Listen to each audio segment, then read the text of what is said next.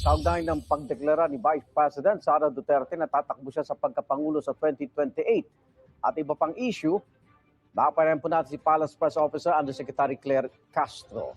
Magandang umaga, Yusek. Good morning, Igan. Good morning sa lahat ng sumusubaybay sa inyong programa. Magandang umaga po sa inyong lahat. Sa sign notification ni dating Pangulong Duterte, isa sa kanyang dahilan kaya hindi siya dadalo sa confirmation of charges hearing sa ICC ay nabanggit na naman yung kidnapping na facilitated daw ng Office of the Incumbent President of the Philippines. Reaction po. Nakakataka nga na itong abogado niya, tunog na DDS. Yan yung mga pinapalutang na mga taga-suporta ni dating Pangulong Duterte. Alam naman natin kung anong ibig sabihin ng kidnapping. Igan, meron tayong batas, RA 9851, kung saan isinasaad doon sa Section 17 na kapag ang isang kaso ay dinidinig na o iniimbestigahan na sa isang state o kaya sa ibang international tribunal, ay maaari nating i-dispense with ang pag-iimbestiga dito at hayaan na ituloy na doon ang pag-iimbestiga at tuloy ang pagdinig ng reklamo. Igan, doon lamang sa ICC nagkaroon ang ating mga kababayan, kapwa nating Pilipino, ang nagsampa ng kaso. Dahil matatandaan natin, sinabi ni dating Pangulong Duterte na hindi siya maaaresto, hindi siya makukulong. Unang-una dahil may immunity siya. Pangalawa, dahil sa kanyang old age. So sabi niya, I do not respect, I don't care about human rights. Kung ikaw ba nadinig yun, na alam mo hindi makukulong yung nagpapatay sa mga kamag-anak mo, dito ka pa ba tatakbo sa Pilipinas? Hindi ba? Kaya nga nauna doon silang tumakbo sa ICC dahil naramdaman nilang wala silang makukuhang hustisya dito sa Pilipinas at that time. Since nag-start na ang hearing doon, pinauubaya ng ating gobyerno through RA 9851 ang pagdinig ng tuluyan ng kaso doon. Okay, may nakikita ba kayo na posibleng implikasyon dito sa biglang pagdeklara ni VP Sara Duterte na tatakbo sa 2028 sa pagkapangulo sa pananatili ng kanyang ama sa ICC? Wala tayong nakikita. Most probably, maaari niya lang itong ginagamit sa ngayon para magtuloy-tuloy ang kanilang naratibo na ang pag-uusig sa kanya ay dahil lang sa pamumulitika.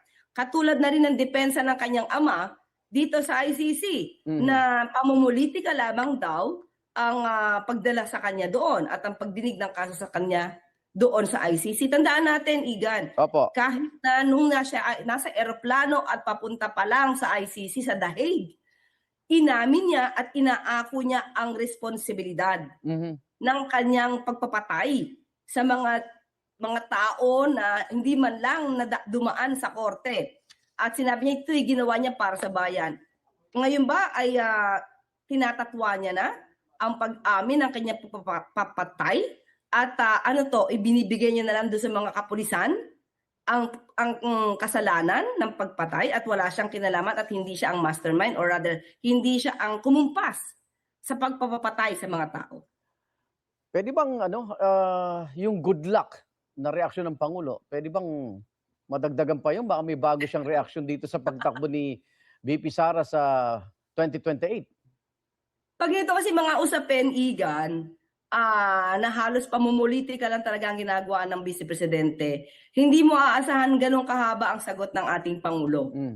Oo. So, puro trabaho yan. Hindi nga niya iniisip kung ano na yung ginagawa ng Vice Presidente laban sa kanya. Lahat ng paninira, lahat ng pagtutwist ng facts, lahat ng mga fake news na ibinabato ni Vice Presidente, hindi niya yan iniinda. Ang iniisip na lang niya, tuloy-tuloy lang ang trabaho. Lalo na ngayon, di ba, ang sabi ng Pangulo, let's move forward para sa ekonomiya. Yung timing, Yusek Castro, may... Yung timing nakita natin, di ba? Kasi ang dami na nagsasampa sa kanya ng mga impeachment complaints. So mukhang gagamitin niya itong pagdedeklara niya na siya tatakbo sa pagkapangulo para sabihin sa taong bayan at gumamit na naman ng emosyon na kaya siya sinisiraan ay dahil tatakbo siya bilang Pangulo. Actually, Igan, ang pagpapanagot sa mga di umanong anomalyang ginawa. At ito hindi naman niya makakaila dahil hanggang ngayon, Igan, banggitin ko lang isa ha, mas importante ito. Yung 15 million na kinuhanan lamang nila ng certificate ang AFP, 4 na certificate para palabasin na sila yung nag-sponsor ng Youth Summit, Youth Leadership Summit ng AFP na halagang 15 million na kinuha nila sa DepEd Confidential Funds. Kinuha ito ni Michael Powa, Attorney Michael Powa, at isinumite sa COA para palabasin na ginastos na ng 15 million. Nagulat ang AFP dyan dahil hindi daw nila inakala na gagamitin yung certificate na yun para palabasin na sila yung DepEd sa pangunguna ni dating Secretary Sara Duterte.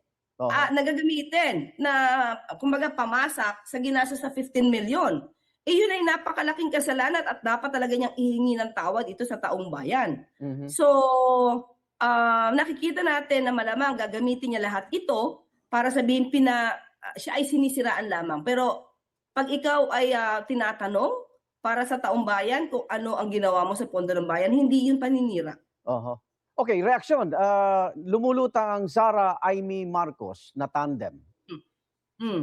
Parang power pop girls lang. Kulang pa na isa. Girl power daw. Ramdamin ng buong Pilipinas ang kanilang power.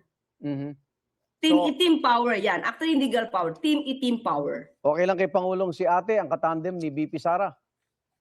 Hindi ko pa natanong ang Pangulo patungkol dyan. Kasi parang late na lumutang kahapon eh. So hindi ko natanong ang Pangulo. Okay. Hindi ko pa natanong. Sa deklarasyong ito, Yuse Castro, meron bang naiisip ang administration na magiging pambato naman o makikipagkoalisyon na rin sa iba pang political parties? Naku, Igan, oo, sa totoo lang kapag nakakasama natin ang Pangulo sa pagmi-meeting, hindi po talaga na pag-uusapan sa ngayon ang politika patungkol dyan. Kasi ang mini-meeting talaga namin, katulad yan, busy ang Pangulo sa ASEAN. The preparation ng ASEAN. Pangalawa, lagi niyang kausap ngayon ang mga economic team para maiangat ang ekonomiya. So, hindi pa talaga na pag-uusapan ang politika. Ito nga, binitawan ko kahapon di ba? If you're a politician, you will think of the next election. But if you are statesman, you will think of the next generation. So, yung mga nag-iisip ngayon ng politika, ang aga-aga, alam mo na, ang nasa dibdib, pang sarili, para iangat ang sarili, i-promote agad ang sarili, hindi iniisip na i-promote ang bansa. Maraming salamat, Palace Press Officer Yuse Claire Castro. Ingat po.